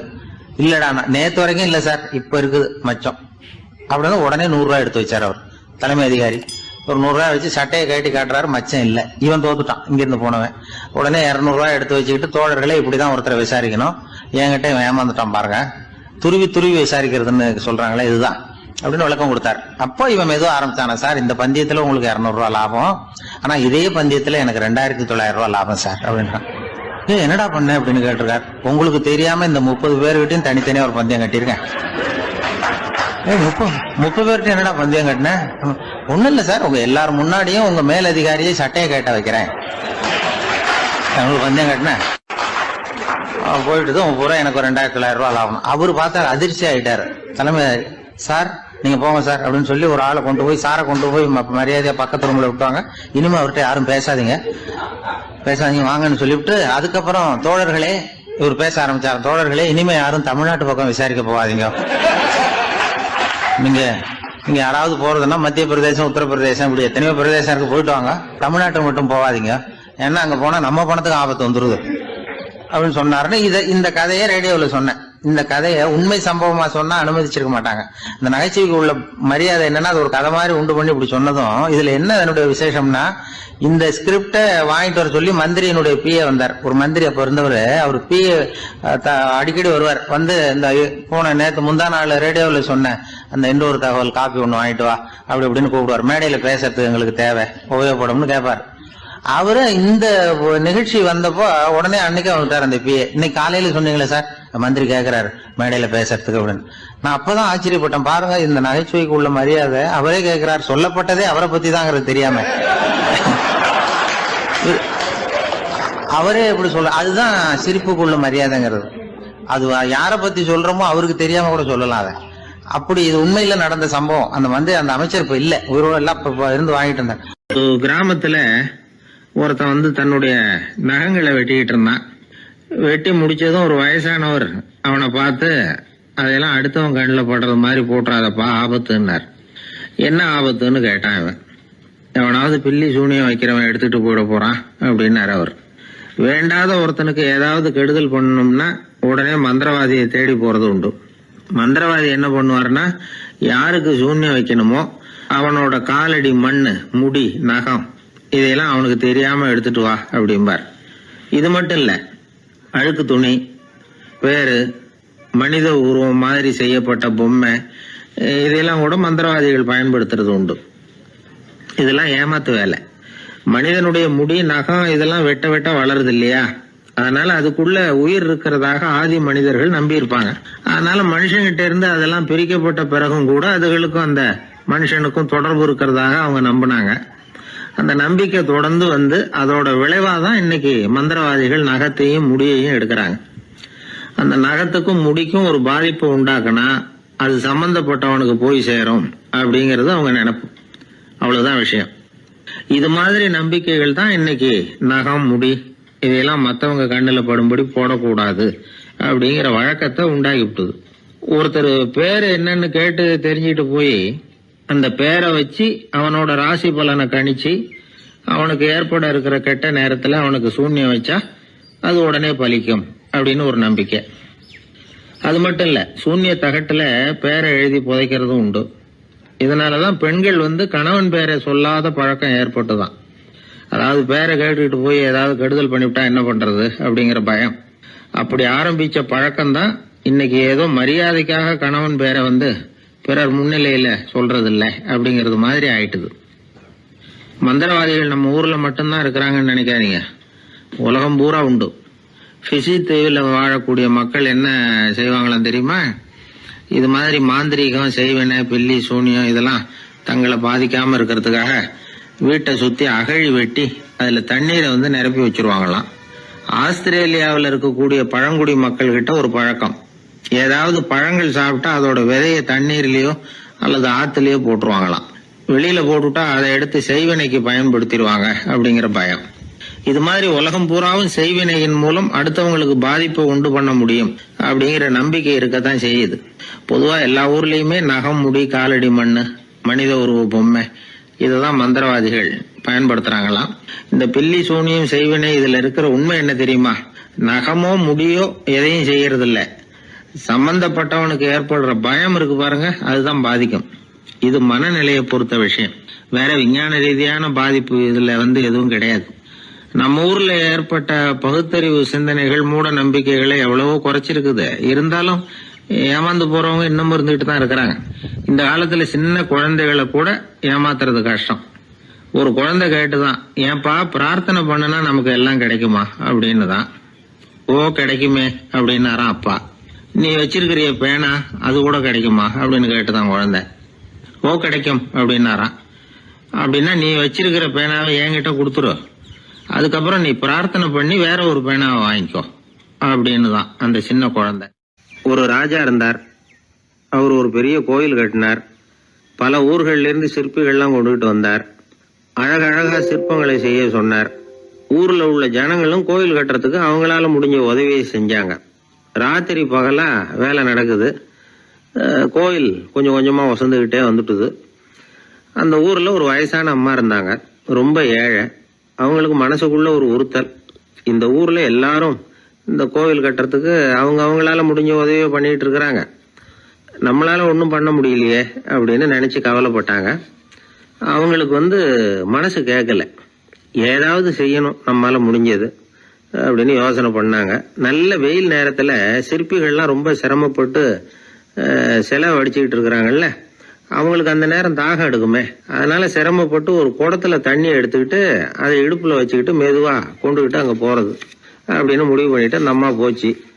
அங்க போய் வேலை செய்யறவங்களுக்கு தாகம் எடுக்கிற போலாம் ஒரு கோவலையில தண்ணியை எடுத்து கொடுத்துக்கிட்டு இருக்கிறது. இப்படியே பண்ண ஆரம்பிச்சுட்டு அந்த அம்மா. ஏதோ அந்த அம்மாவால முடிஞ்ச ஒரு சின்ன உதவி அது. இப்படி கொஞ்சம் கொஞ்சமா வேலை நடந்தது. கோபுரம் வசந்தது, எல்லா வேலையும் முடிஞ்சது. இனிமே கடைசியா கற்ப கிரகத்தின் மேல விமானம் அமைக்க வேண்டியதுதான் பாக்கி. அந்த வேலையும் ஆரம்பமாச்சு. அந்த சிற்பிகள்லயே அனுபவசாலியான ஒருத்தர் இந்த அம்மாவை தேடிட்டு வந்தார். பாட்டி, உங்ககிட்ட இருக்கிற ஏதாவது ஒரு பொருளை கொடுங்க, அந்த விமானத்துல வைக்கலாம் அப்படின்னு நாங்க நினைக்கிறோம் அப்படின்னார். இந்த அம்மாவுக்கு ஒன்றும் புரியல. ஏதாவது இருந்தாவில கொடுக்கலாம், எதுவும் இல்லையே, என்ன பண்றது யோசனை பண்ணாங்க. இத பாருப்பா, என்கிட்ட என்ன இருக்கு, இந்த வாசப்படியில கிடக்குது, இந்த கல்லு தான் இருக்குது, வேணும்னா இதை எடுத்துட்டு போங்க அப்படின்னாங்க. உடனே அந்த கல்லை பேத்து எடுத்துட்டு போயிட்டாங்க அவங்க. அங்க போய் பார்த்தா என்ன ஆச்சரியம், அந்த விமானத்து உச்சியில கலசங்களை அமைக்கிறதுக்கான பிரம்ம எந்திரத்தை மூடுற கருங்கல் ஒண்ணு தேவையா இருந்தது. இவங்க எடுத்துட்டு போன கல்லு அதுக்கு ரொம்ப பொருத்தமா அமைஞ்சு போச்சு. ஏதோ அதுக்காகவே அளவெடுத்து செஞ்சது மாதிரி அமைஞ்சுட்டுது. அந்த கல்லையே அங்க அப்படியே பதிச்சுட்டாங்க. ஒரு வழியா கோவிலை கட்டி முடிச்சாங்க. அடுத்தது கும்பாபிஷேகம். அதுவும் ரொம்ப சிறப்பா கோலாகலமா நடந்து முடிஞ்சது. இவ்வளவையும் பார்த்த அந்த ராஜாவுக்கு மனசுக்குள்ள ரொம்ப பெருமையா இருந்தது. இவ்வளவு பெருசா இந்த கோவில் உருவாகிறதுக்கும் இவ்வளவு சிறப்பா இந்த விழா நடக்கிறதுக்கும் நாம தானே காரணம் அப்படின்னு மனசுக்குள்ள நினைச்சுக்கிட்டார். இப்படி நினைச்சுக்கிட்டே அன்னைக்கு ராத்திரி அரண்மனையில படுத்து தூங்கினார். உடனே ஒரு கனவு. ஆண்டவனே அந்த ராஜாவோட கனவுல வந்தார். ராஜா ஆண்டவனை வணங்கினார். இறைவா, உங்களுக்காக நான் கட்டி இருக்கிற கோவில் எப்படி இருக்குது, நல்லா இருக்குதா அப்படின்னு கேட்டார் ராஜா. அதுக்கு இறைவன் சொன்ன பதில் என்ன தெரியுமா, நீ கட்டின கோவில்ல அந்த கிழவியோட நிழல்ல நான் சுகமா இருக்கிறேன் அப்படின்னாராம். இப்படி சொல்லிவிட்டு கடவுள் மறைஞ்சுட்டார். கனவு கலைஞ்சது. ராஜா விசாரிச்சார், யார் அந்த கிழவி அப்படின்னு. எல்லாரும் விவரத்தை சொன்னாங்க. அப்பதான் ராஜா நினைச்சு பார்த்தார், இந்த கோவிலை நானே கட்டினதாக ரொம்ப பெருமைப்பட்டுக்கிட்டேன். ஆனா அந்த வயசான அம்மா வீட்டு வாசல்ல கிடந்த கல்லு அது இறைவனுக்கு சுகமான நிழல் கொடுக்கறதாக சொல்றாரு அப்படிங்கறத எண்ணி பார்த்தார். நான்கிற எண்ணம் நழுவி போயிட்டுதான். கோபுரம் எவ்வளவு பெருசுங்கிறது முக்கியம் இல்ல, குணம் எவ்வளவு பெருசுங்கிறது தான் முக்கியம்.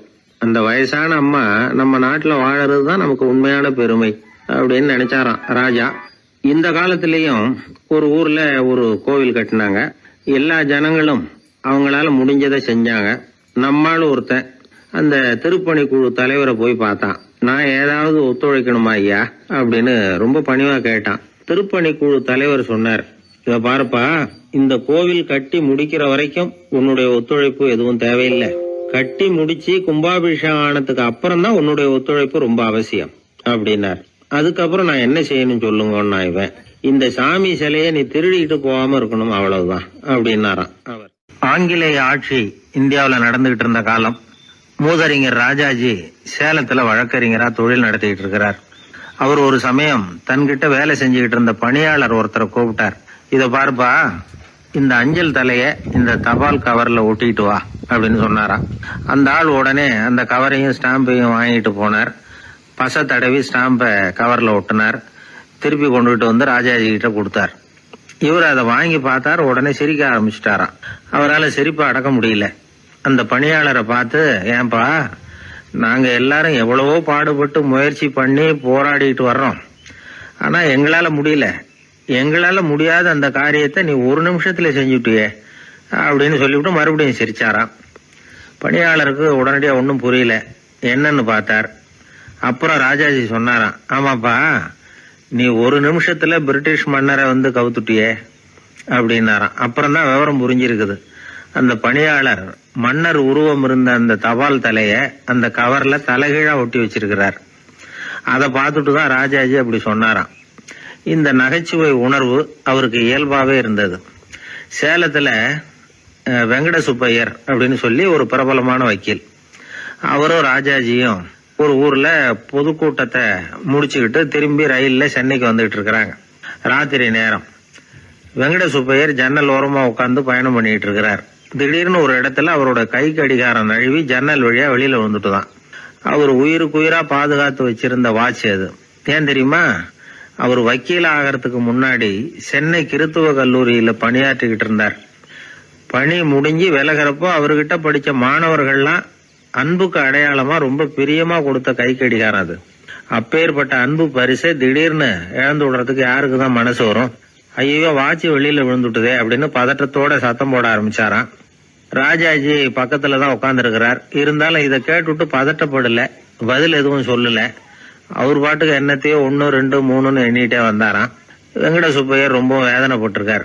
என்னங்க இது, என்னோட அருமையான கை கடிகாரம் நழுவி வெளியில விழுந்துட்டுது, அதுக்காக நான் தவிச்சுக்கிட்டு இருக்கிறேன். நீங்க என்னன்னா இதை கொஞ்சம் கூட காதுல வாங்கிக்காம குழந்தை மாதிரி என்னத்தையும் எண்ணிட்டே வர்றீங்களே அப்படின்னாராம். அப்பவும் ராஜாஜி ஒன்னும் பதில் பேசல. அவர் பாட்டுக்கு விடாம எண்ணிட்டே வந்தார். அடுத்த ஸ்டேஷன்ல வண்டி நின்னுது. ராஜாஜி ஸ்டேஷன் மாஸ்டரை கூப்பிட்டார். அவர் வந்ததும் அவர்கிட்ட சொன்னாராம், சார், எங்களுக்கு ஒரு உதவி செய்யணும். நாங்க வர்ற வழியில என் நண்பரோட வாட்ச் வெளியில விழுந்துட்டுது. அது விழுந்த இடத்துல இருந்து தந்தி கம்பங்களை விடாம எண்ணிக்கிட்டே வந்திருக்கிறேன். இவ்வளவு கம்பங்களுக்கு அப்பால அது கிடக்கும். தயவு பண்ணி யாரையாவது அனுப்பி அதை தேட ஏற்பாடு பண்ணுங்க. அது கிடைச்சுட்டுதுன்னா எங்களால முடிஞ்ச அன்பளிப்பு தர்றோம். அது மட்டும் இல்ல, எங்களுக்கு ஒரு லெட்டர் போடுங்க, கிடைச்சுட்டுதுங்கிற விவரத்தை நாங்க வந்து வாங்கிக்கிறோம் அப்படின்னு எல்லாம் சொன்னாங்களாம். அப்படின்னு சொல்லி முகவரியெல்லாம் கொடுத்துட்டு வந்துட்டாங்க அவங்க. கொஞ்ச நாள்ல அந்த கடிகாரமும் வந்து சேர்ந்துட்டுதான். இது எதுக்கு சொல்றாங்கன்னா, பதற்றம் அடையக்கூடாது அப்படிங்கறது ரொம்ப முக்கியம். பதற்றம் அடையக்கூடிய நேரத்துல கூட அறிவை சிதற விடாம செயல்படுத்துற சாமர்த்தியம் எல்லாருக்கும் சுலபமா வந்துடாது. அவரோட நகைச்சுவை உணர்வுக்கு இன்னொரு உதாரணம். ஒரு தடவை அவரை பாக்குறதுக்கு ஒரு நண்பர் வந்தாராம். என்னப்பா பண்ணிட்டு இருக்கிற அப்படின்னு விசாரிச்சிருக்கார் ராஜாஜி. இப்ப நான் நிறைய கதை கட்டுரை எல்லாம் எழுதுறேன் சார், புத்தகம் போடுறேன் அப்படின்னாராம் வந்தவர். அப்படின்னா சாப்பாட்டுக்கு என்ன பண்ற அப்படின்னு கேட்டாராம் ராஜாஜி. இங்க எழுத்த நம்பி யாரும் காலம் தள்ள முடியாதுங்கறத அவ்வளவு தெளிவா அவர் புரிஞ்சு வச்சிருக்கிறார். என்னுடைய நண்பர் ஒருத்தர், அவர் விரல்ல நகமே இருக்காது. என்ன காரணம்னு நினைக்கிறீங்க? எல்லாத்தையும் அவரே கடிச்சு துப்பிடுவார். அப்படி ஒரு பழக்கம். சின்ன குழந்தைகள் நகம் கடிக்குது, விரல் சூப்புது. இதுக்கு என்ன காரணம் தெரியுமா? குழந்தைகள் மனசுல ஏற்படக்கூடிய ஒருவித பாதுகாப்பின்மை, இன்செக்யூரிட்டி, அல்லது தான் சரியா கவனிக்கப்படல அப்படிங்கிற எண்ணத்தோட வெளிப்பாடு தான் அது அப்படிங்கிறாங்க டாக்டர்கள். சில இடங்கள்ல 2வது குழந்தை பிறந்த உடனே பெரியவர்கள் கவனம் முதல் குழந்தைகிட்ட இருந்து கொஞ்சம் விலகி 2வது குழந்தைகிட்ட போயிடும். அந்த சமயத்துல முதல் குழந்தைக்கு இந்த பழக்கம் ஏற்படுறதுக்கு வாய்ப்பு உண்டாம். சில குடும்பங்கள்ல கணவன் மனைவி 2 பேருமே வேலைக்கு போறவங்களா இருப்பாங்க. குழந்தை ரொம்ப நேரத்துக்கு பெத்தவங்களை பிரிஞ்சு இருக்க வேண்டிய சூழ்நிலை இருக்கும். குழந்தை ஒரு பாதுகாப்பின்மையை உணர ஆரம்பிக்கும். இந்த பழக்கம் வந்துடும். அதனால ஒரு குழந்தைக்கு தான் ஒதுக்கப்படுறோம் அப்படிங்கிற நினைப்பு வராம பாத்துக்கணும். வளர்ந்த குழந்தைகளும் நகம் கடிக்கும். வயசானவங்க கிட்டையும் இந்த பழக்கம் இருக்கும். இது ஒரு மனச்சிதைவின் வெளிப்பாடு அப்படிங்கிறாங்க மனநல நிபுணர்கள். அம்மா அப்பா திட்டினாலும் சரி, அல்லது ஆசிரியர் திட்டினாலும் சரி, இந்த பழக்கம் வந்துடும். நாம தவறு பண்ணிட்டோம் அப்படிங்கிற நினைப்பு வர்ற சமயம் நகம் கடிக்க ஆரம்பிச்சிருவோம். ஏதோ ஒண்ணு அடையணும் அப்படின்னு நினைக்கிறோம், அதை அடைய முடியல. இப்படி ஒரு ஏக்கம் வர்ற சமயத்திலேயும் சில பேர் நகத்தை கடிக்க ஆரம்பிச்சிருவாங்க. ஒரு பெரிய அதிகாரி, தனியார் நிறுவனத்துல வேலை பார்க்கிறவரு, அவரு டென்ஷனா ஆயிட்டாருன்னா உடனே அறைக்கு அதை சாத்தி விடுவாங்களாம். அவரே சாத்திக்குவாராம். அப்படி சாத்திக்கிட்டு உள்ள எதையாவது வெறிச்சு பார்த்துக்கிட்டே நகத்தை கடிக்க ஆரம்பிச்சிருவாராம்.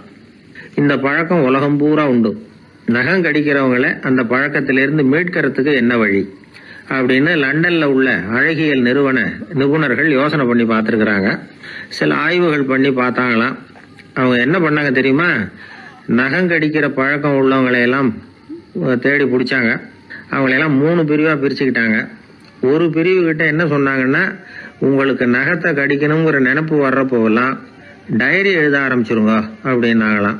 இன்னொரு பிரிவு கிட்ட, உங்களுக்கு அந்த நினைப்பு வர்றப்போவெல்லாம் உங்க நகத்துக்கு வண்ணம் பூச ஆரம்பிச்சிருங்க, அழகுபடுத்த ஆரம்பிச்சிருங்க, நெயில் பாலிஷ் போடுறாங்களே அது மாதிரி. அப்படி ஒரு யோசனை சொல்லியிருக்காங்க. 3வது குழுவினர்கிட்ட, உங்களுக்கு நகத்தை கடிக்கணுங்கிற எண்ணம் வர்றப்போலாம் விரல்களை வந்து இறுக்கமா மூடி வச்சுக்கிட்டு வேற விஷயங்கள்ல கவனம் செலுத்துங்க அப்படின்னு சொன்னாங்களாம். இப்படி 3 வித முயற்சி பண்ணி பார்த்ததுல கடைசியா அவங்க என்ன கண்டுபிடிச்சாங்க தெரியுமா? 3வது குழு செஞ்சதுல நல்ல பலன் கிடைச்சதாம். அதாவது நகம் தெரியாதபடிக்கு விரலை இறுக மூடிக்கிட்டு வச்சுக்கிட்டோம்னா அந்த பழக்கம் மாறுதான். அப்படி இருந்தவங்க கிட்ட இந்த நகம் கடிக்கிற பழக்கம் மெதுவா குறைஞ்சு போச்சான். அதனால நகம் கடிக்கிற பழக்கம் உள்ளவங்க இதை முயற்சி பண்ணி பார்க்கலாம். ஒரு ஆள் இருந்தார், அவருக்கு எப்ப பார்த்தாலும் நகத்தை கடிச்சுக்கிட்டே இருக்கணும், அப்படி ஒரு பழக்கம். அதனால அவர் விரல்ல எப்பவும் நகம் இருக்கிறது இல்ல, விரல் இருக்கிறதே பெரிய ஆச்சரியம். அவருக்கு திடீர்னு உடம்புல அரிப்பு, சொரிஞ்சிக்க முடியல, அரிப்பும் நிக்கல. 1 வாரம் தொடர்ந்து கஷ்டப்பட்டார். கடைசியா ஒரு டாக்டர் கிட்ட ஓடினார். அவர் எல்லாத்தையும் விவரமா கேட்டுக்கிட்டு கடைசியா கொஞ்சம் மாத்திரை கொடுத்து வேலைக்கு ஒண்ணு சாப்பிடு அப்படின்னாராம். இந்த மாத்திரை எதுக்கு டாக்டர்? அரிப்பு நிக்கிறதுக்கா அப்படின்னாராம். இல்ல நகம் வளர்றதுக்காக அப்படின்னாராம் இந்த டாக்டர். ஒரு கோவில்ல ஆன்மீக சொற்பொழிவு நடந்துகிட்டு இருக்குது. ஒரு பெரியவர் பேசிக்கிட்டு இருக்கார். கடவுளை பத்தியும் சொர்க்கத்தை பத்தியும் மனுஷனை பத்தியும் அவர் விவரமா பேசுறார். எல்லாரும் உட்கார்ந்து கேக்குறாங்க. அந்த கூட்டத்துல ஒரு தத்துவ ஞானியும் உட்கார்ந்து இருக்கிறார். அவரு அவருடைய நண்பர். பேசி முடிச்சதும் அந்த பெரியவர் மேடையை விட்டு இறங்கினார். நேரா அந்த தத்துவ ஞானி கிட்ட வந்தார். எப்படி இருந்தது என்னுடைய பேச்சு அப்படின்னு கேட்டார். நீங்க பேசினது ஒண்ணுக்கு ஒண்ணு முரண்பாடா தெரிஞ்சது அப்படின்னாராம் இவரு. நான் என்ன அப்படி தப்பா பேசிவிட்டேன் அப்படின்னாராம் அவரு. கடவுளை நம்புகிறவன் சொர்க்கத்துக்கு போவான்னு சொன்னீங்க, அப்புறம் நல்ல விதமா வாழறவன் சொர்க்கத்துக்கு போவான்னு சொன்னீங்க அப்படின்னாராம். இதுல என்ன முரண்பாடுன்னு கேட்டிருக்காரு அவர். இதுலதான் முரண்பாடு தெரியுது எனக்கு. அதாவது இங்க ஒருத்தன் எல்லா தப்பும் பண்ணிட்டு இருக்கிறான், அவன் வந்து கடவுளை நம்பினான்னா அவன் சொர்க்கத்துக்கு போவானா? இது என்னுடைய முதல் கேள்வி. இல்லைன்னா ஒருத்தன் வந்து எந்த தப்பும் பண்ணல, ரொம்ப ஒழுங்கா வாழ்ந்துகிட்டு இருக்கிறான், ஆனா அவன் கடவுளை நம்பல, அவன் என்ன நரகத்துக்கு தான் போவானா? கடவுள் நம்பிக்கை உள்ள ஒரு திருடன் என்ன ஆவான், எங்க போவான்? கடவுள் நம்பிக்கையே இல்லாத ஒரு நல்லவன் என்ன ஆவான், எங்க போவான்? ஒருத்தன் இங்க கடவுள் நம்பிக்கையோட வாழறது முக்கியமா அல்லது நல்லவனா வாழறது முக்கியமா? இதுதான் இவர் கேட்ட கேள்வி. இதை கேட்டதும் அந்த பெரியவர் வந்து குழம்பி போட்டார். அவர் சொன்னது நியாயம் தானே. கடவுளை நம்புறவன் தான் சொர்க்கத்துக்கு போவான்னா பேசாம கடவுளை நம்பிக்கிட்டு இந்த உலகத்துல எல்லா தப்பும் பண்ணிட்டு இருக்கலாமே. பேச்சாளர் குழப்பத்தோட வீட்டுக்கு போனார். படுத்து தூங்கினாரு. ஒரு கனவு வந்தது. கனவுல அவர் ஒரு ரயில்ல வேகமா போயிட்டு இருக்கிறார். எதிரில் உட்கார்ந்து இருக்கிறவரை பார்த்து நாம இப்ப எங்க போறோம்னு கேட்டார். சொர்க்கத்துக்கு போயிட்டு இருக்கிறோம் அப்படின்னாங்களாம். ரயில் போய் நின்னுது. இவர் இறங்கினார். இங்க கௌதம புத்தர் இருப்பார், சாக்ரட்டிஸ் இருப்பார், அவங்கள பாக்குறதுக்கு ஒரு நல்ல வாய்ப்பு அப்படின்னு நினைச்சுக்கிட்டே அங்கேயும் இங்கேயும் பார்த்தார். அங்க யாருமே இல்ல. ஒரே பாலைவனம் மாதிரி இருக்குது. பச்சை இல்ல, பசுமை இல்ல, பூக்கள் இல்ல, மரம்லாம் மொட்டையா நிக்குது. எலும்பும் தோலுமா சில முனிவர்கள் அங்கேயும் இங்கேயுமா உட்கார்ந்து இருக்கிறாங்க. இவர் அவங்க கிட்ட போய் இந்த புத்தர், சாக்ரட்டிஸ் இவங்க எல்லாம் எங்க இருக்கிறாங்கன்னு கேட்டாராம். அப்படி யாரும் இங்க இல்லையே, அவங்க எல்லாம் யாரு அப்படின்னு திருப்பி கேட்டிருக்கிறாங்க. இவருக்கு அதிர்ச்சியா போச்சு. அப்படின்னா அவங்க எங்க போயிருப்பாங்க? உடனே ரயில் நிலையத்துக்கு ஓடி வந்தார். அப்பதான் நரகத்துக்கு ஒரு ரயில் புறப்பட்டு இருந்தது. அங்க இருந்து அதுல ஏறி உட்கார்ந்தார். ரயில் வேகமா போச்சு. நரகம் நெருங்க நெருங்க காற்று குளிர்ச்சியா வீச ஆரம்பிச்சுதான். வெளியில பசுமையா இருந்துதான். அழகான மலர்கள், அழகான நீர்நிலைகள், நந்தவனங்கள், ரொம்ப அருமையா இருக்குது. ரொம்ப அங்க இருந்தவங்க எல்லாம் ரொம்ப மகிழ்ச்சியா உல்லாசமா வேற இருந்திருக்கிறாங்க. எங்க பார்த்தாலும் ஆடல் பாடல் உற்சாகம். இவர் ரயில விட்டு இறங்கினார். அவருக்கு சந்தேகம், இதுவா நரகம் அப்படின்னு விசாரிச்சிருக்காரு. ஆமா இதுதான் நரகம் நாங்களாம். எனக்கு ஒரு சந்தேகம் இருக்காரு. என்னன்னு கேட்டிருக்காங்க.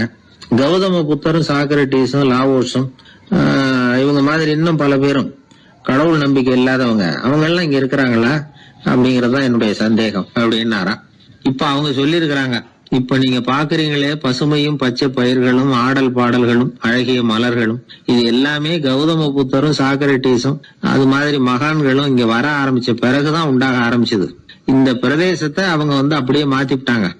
இப்போலாம் இங்க இருக்கிறவங்க யாரும் சொர்க்கத்துக்கு போறதுக்கே ஆசைப்படுறது இல்ல அப்படின்னாங்களாம். இந்த அதிர்ச்சியிலேயே அந்த பெரியவர் கனவு கலைஞ்சி மூச்சுக்கிட்டார். இதுல இருக்கிற கருத்து என்னன்னா, நல்லவர்கள் எங்க இருக்கிறாங்களோ அந்த இடத்துக்கு பேர் தான் சொர்க்கம். சொர்க்கம் நரகம்ங்கிறதெல்லாம் ஆன்மீக பண்புகள், அவ்வளவுதான். ஒரு ஊர்ல 2 இணைபிரியாத நண்பர்கள். ஒருத்தன் கேட்டான், இப்ப கடவுள் நம்ம முன்னாடி வந்து உங்க 2 பேர்ல யாராவது ஒருத்தர் மட்டும் என்னோட சொர்க்கத்துக்கு வரலாம் அப்படின்னு கூப்பிட்டா நீ என்ன சொல்லுவேன்னு கேட்டானா. இவன் ரொம்ப பெருந்தன்மையா உன்னையே அழைச்சிட்டு போக சொல்லிடுவேன் அப்படின்னு இருக்கான். அப்படின்னா உனக்கு சொர்க்கம்